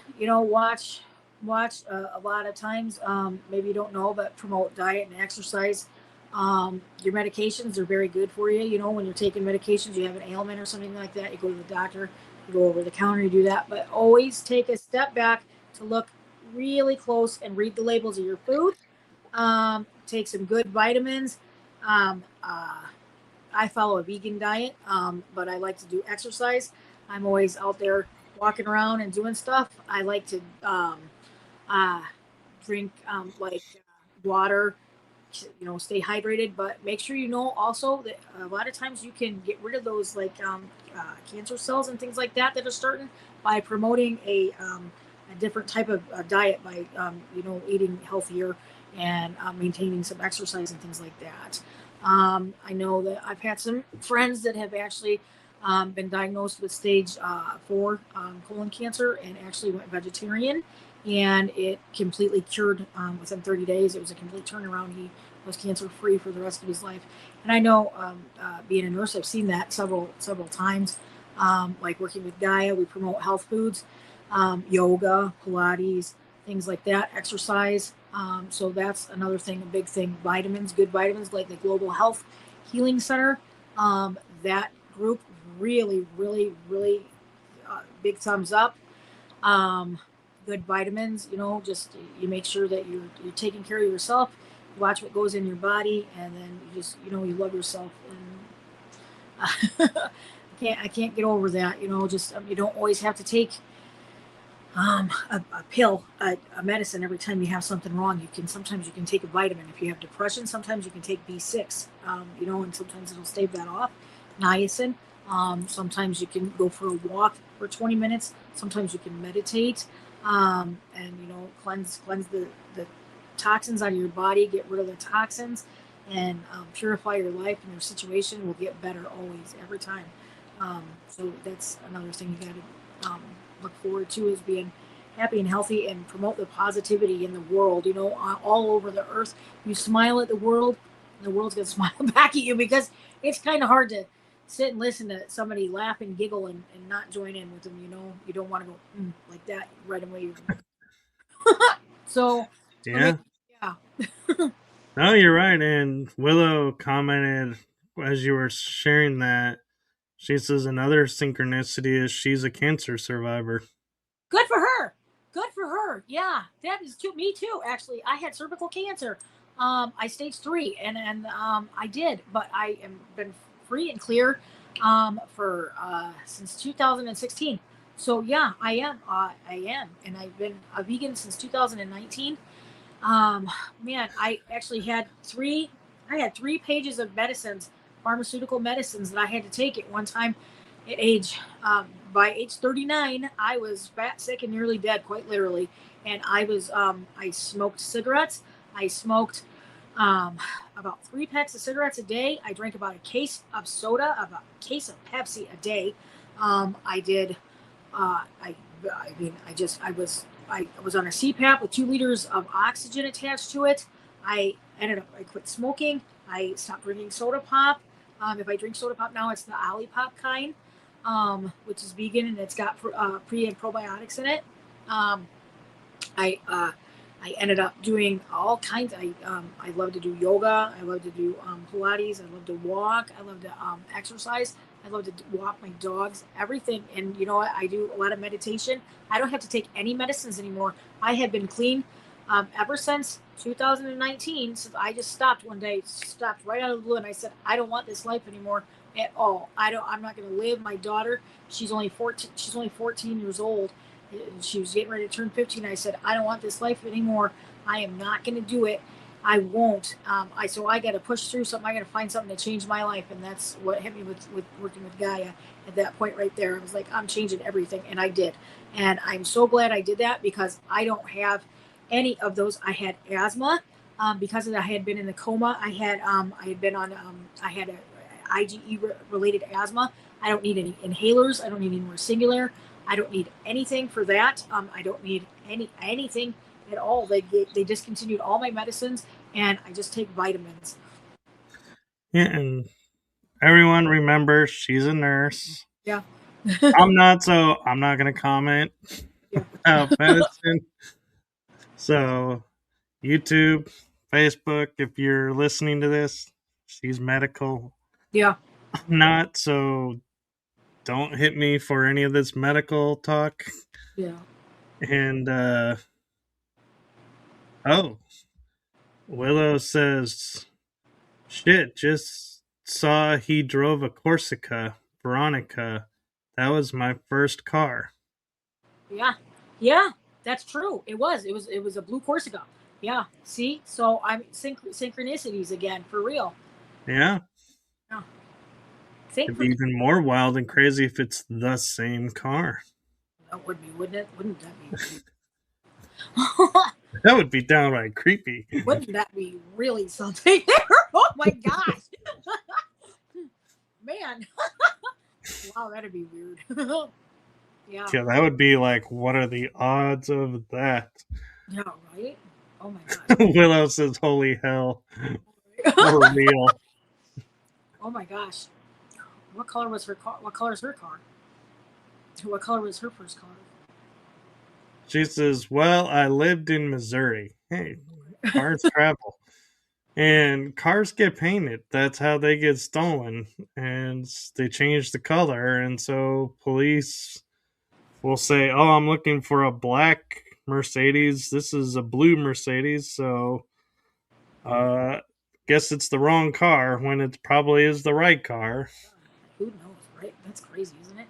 She says it was gray but had been painted, see? Oh, see? Hers was blue. So yeah, it'd be interesting to, like, I know they can remove paint from the cars to see the original colors, but yeah, it without knowing if hers was the original color, you may remove it and go past it. And so, yeah, this is starting to get spooky. Right. She goes, we got it in 1992 to 93. Oh no, but it wouldn't be hers because the family still had it. I think they actually still have it, but it would be cool if it was the same kind of car, the same exact, like, because it's the Corsica. If it was the same, like the same like the sister car. Yeah, it. Like yeah, right. That would be so cool. That would be creepy as heck, but really neat. Wow. And you forgot something. I did. What? You mentioned, she says hers is a hatchback. I don't remember if hers was or not. You mentioned in the bio you sent me, the last sentence is, I am going to be on Ancient Aliens. I am.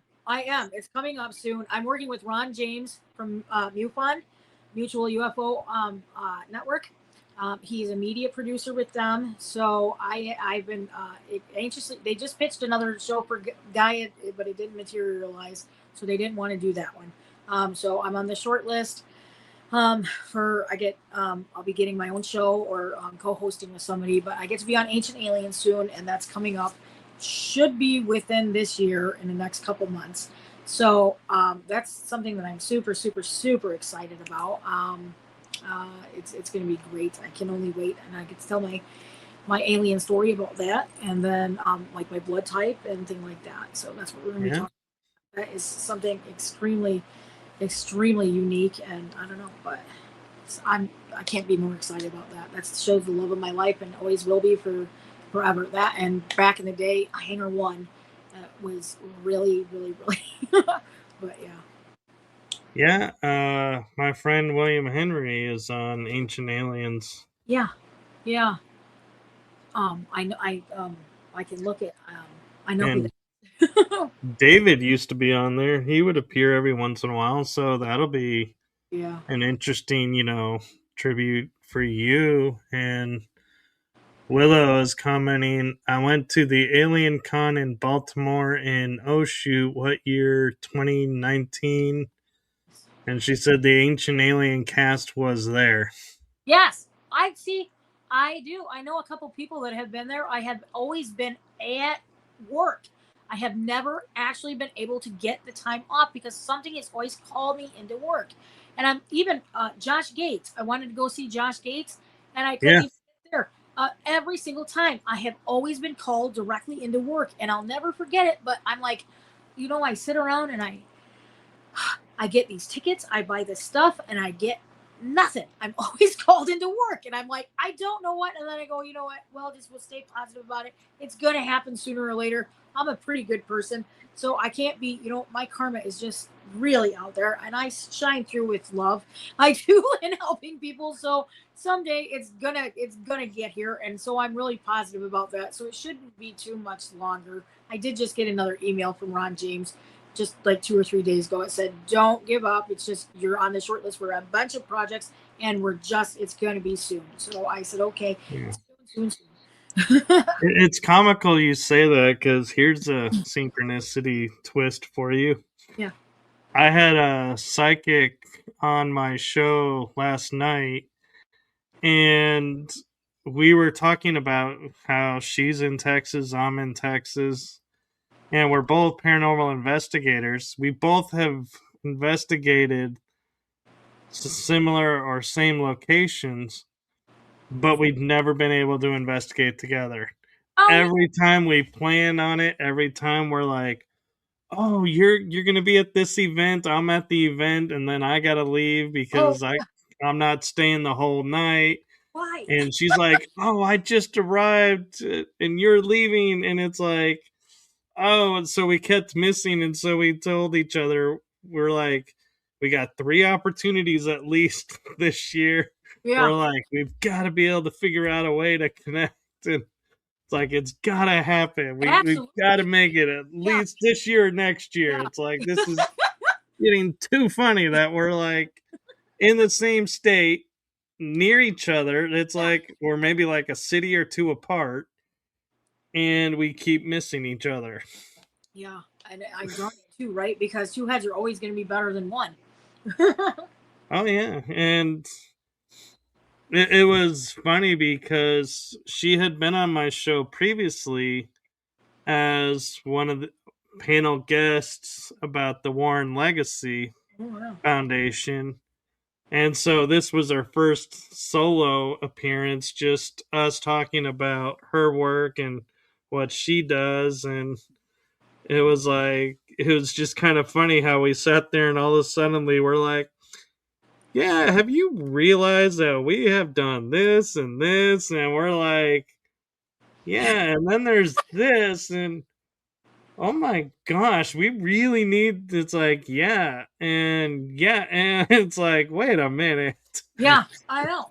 Yeah, it's always two heads are working better than one. God bless you guys. I hope you actually get to hook up and then get doing something like that. Maybe this next time then.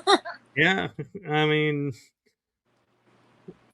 she, and what was funny is she spoke at an event, but I think it was like 2 years before I heard about it and got there. But it was like talking about like things, and she's like, yeah, I know what you're talking about. I spoke there. I Yeah, was like, what?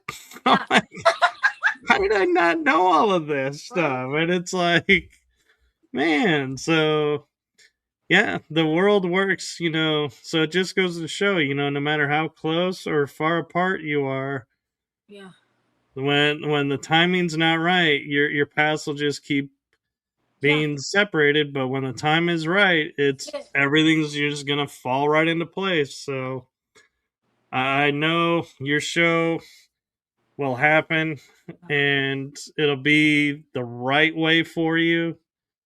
And if you had to have a co-host, I'm sure the right co-host will show up oh, and help get it started. yeah, And best of luck to you with everything. And I will get you those names, and one of those being Willow. I'll yeah. make sure.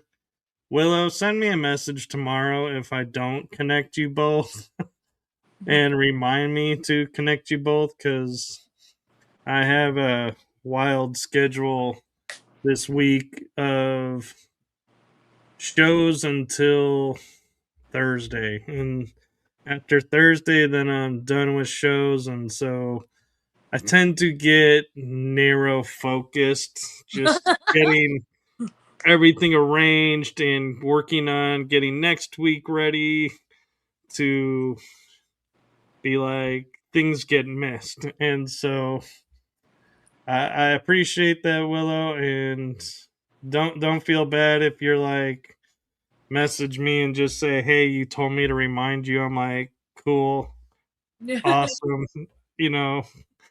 But yeah, you can message me anytime and remind me because I got 2 shows tomorrow, and then I got a doctor's appointment tomorrow. That's how fun my schedule is tomorrow. Yeah. For my last day of shows this week, and then next week I have 4 days in a row of shows again. I think I'm like, yeah, yep, 4 days in a row of shows, and then I get a day off, and then I go on an investigation, Ooh, nice. and then I have a party to go to. Oh yeah. Yeah. Keep up the good work. Yep. So thank you, and thank you, Willow. I appreciate both of yous, and it's so strange saying I appreciate the chat room because normally it's just I've not had a chat room like this interaction before, so this is like a really cool first for me. Yeah. Well, thanks. Thank you, Willow. And so I normally say this just to my guest, but Willow, you are welcome to read into this if you want to be a part of this comment. And this message, Shallen, is how I end my shows now is from my heart and the heart of my shows to you. Thank you for what you're doing for humanity. And thank you for being authentically you and sharing your story and your experiences with us. Thank you very, very much for having me. I appreciate you so much, Michael. I did. I was so happy to do the show. I have a lot of love for you, man. Thank you very much. Yes, and I always like to say, when it comes to podcast shows, you never know what you're going to get because some hosts are one way and another way on screen, or they have, a set thing that they want to talk about. And I'm like, I try to be as free as I can and open the floor to whatever. Yeah.